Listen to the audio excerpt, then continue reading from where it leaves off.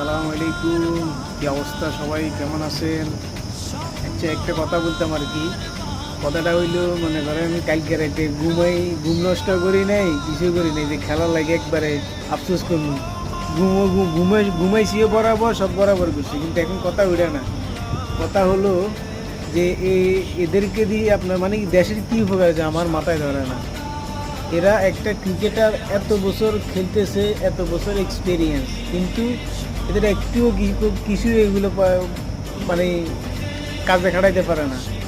এখন আমার মতে হইছে, আমার মতে এটা বললে ভালো হয় যে এদেরকে বাইরে কোনো লিগে যাতে না মানে খেলার কোনো অনুমতি দেওয়া হবে না বাইরে। ওরা কি করে বাইরে লিগে খেলে, খেলে তারপর মানে ওইখান থেকে ইঞ্জুরি মিঞ্জুরি করে তারপর মানে এক্সপিরিয়েন্স পুরো ডাইলা দেয়। আর যখন দেশের খেলা আসে তখন দেশের